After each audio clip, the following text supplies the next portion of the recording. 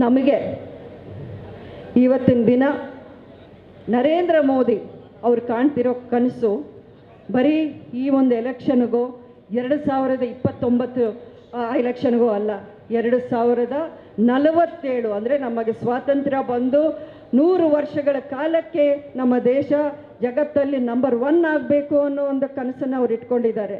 ನೋಡಿ, ನಮ್ಮ ದೇಶ ಚೆನ್ನಾಗಿದ್ರೆ ನಮ್ಮ ರಾಜ್ಯ ಚೆನ್ನಾಗಿರುತ್ತೆ, ನಮ್ಮ ರಾಜ್ಯ ಚೆನ್ನಾಗಿದ್ರೆ ನಮ್ಮ ಜಿಲ್ಲೆ ಚೆನ್ನಾಗಿರುತ್ತೆ, ನಮ್ಮ ಜಿಲ್ಲೆ ಅಭಿವೃದ್ಧಿ ಆಗುತ್ತೆ, ನಮ್ಮ ಜನ ಚೆನ್ನಾಗಿರುತ್ತೆ. ಅದು ಇದೊಂದೇ ನನ್ನ ಸ್ವಾರ್ಥ. ಇದರಲ್ಲಿ ಬೇರೆ ಯಾವ ಸ್ವಾರ್ಥ, ಬೇರೆ ಯಾವ ದುರುದ್ದೇಶ ನನ್ನಲ್ಲಿ ಇಲ್ಲ.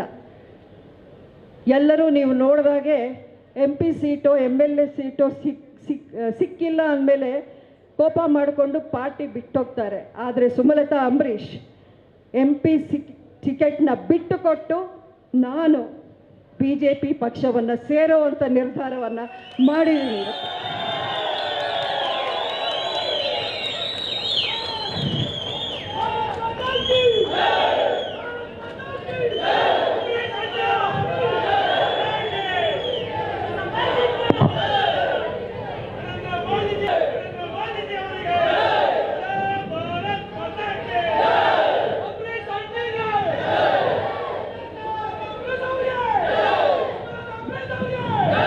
ನೋಡಿ, ಸೋತಂಥ ಕ್ಷೇತ್ರವನ್ನೇ ಬಿಟ್ಟುಕೊಡೋ ಸಾಹಸ ಇವತ್ತಿನ ಕಾಲದಲ್ಲಿ ಯಾರೂ ಮಾಡಲ್ಲ.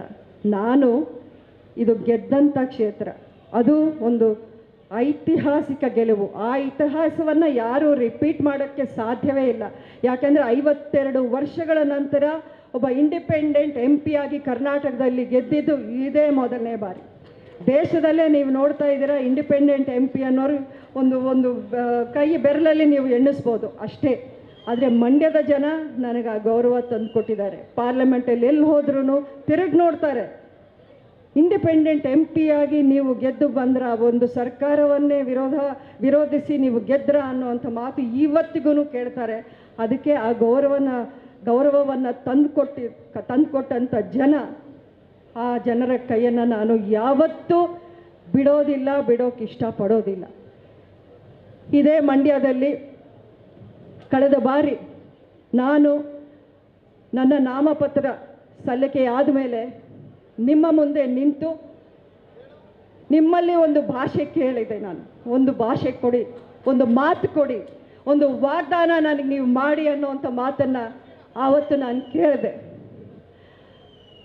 ಆದರೆ ಇವತ್ತು ನಾನು ನಿಮಗೆ ಪ್ರಮಾಣ ಮಾಡಿ ಹೇಳ್ತಾ ಇದ್ದೀನಿ, ಈ ಮಂಡ್ಯದ ಋಣ, ಈ ಮಂಡ್ಯದ ಜನರನ್ನು ಸುಮಲತಾ ಅಂಬರೀಷ್ ಎಂದೆಂದಿಗೂ ಬಿಡೋದಿಲ್ಲ, ಎಂದೆಂದಿಗೂ ಬಿಡೋದಿಲ್ಲ.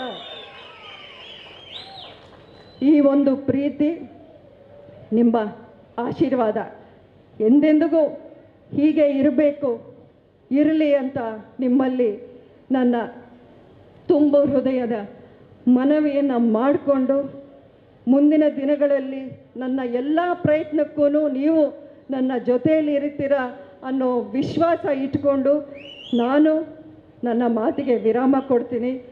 ಒಂದು ಮಾತು ಹೇಳ್ತೀನಿ, ನಾನು ಸಂಸದೆಯಾಗಿ ಅಲ್ಲ ನಿಮಗೆ ಪರಿಚಯ ಆಗಿದ್ದು, ಅಂಬರೀಷ್ ಅವರ ಪತ್ನಿಯಾಗಿ, ಈ ಜಿಲ್ಲೆಯ ಸೊಸೆಯಾಗಿ. ಆನಂತರ ನಾನು ಸಂಸದೆ ಆದೆ. ಆದರೆ ನೀವು ಇವತ್ತು ನನಗೆ ಒಂದು ತಾಯಿ ಸ್ಥಾನವನ್ನು ಕೊಟ್ಟಿದ್ದೀರಿ. ತಾಯಿಯಿಂದ ಮಕ್ಕಳನ್ನು ಯಾರೂ ದೂರ ಮಾಡೋಕ್ಕೆ ಸಾಧ್ಯ ಇಲ್ಲ. ಈ ತಾಯಿ ನೀವು ನನ್ನ ಮಕ್ಕಳಾಗಿ ನಾನು ಭಾವಿಸಿ ಎಂದೆಂದಿಗೂ ನಿಮ್ಮ ಜೊತೆಯಲ್ಲಿ ಇರಬೇಕು ಅಂತ ಆಶಿಸಿ ನನ್ನ ಮಾತಿಗೆ ನಾನು ವಿರಾಮ ಕೊಡ್ತೀನಿ. ಜೈ ಹಿಂದ್, ಜೈ ಕರ್ನಾಟಕ, ಜೈ ಮಂಡ್ಯ. ಸಕ್ಕರೆ ನಾಡಿನಲ್ಲಿ ಸದ್ದು ಮಾಡು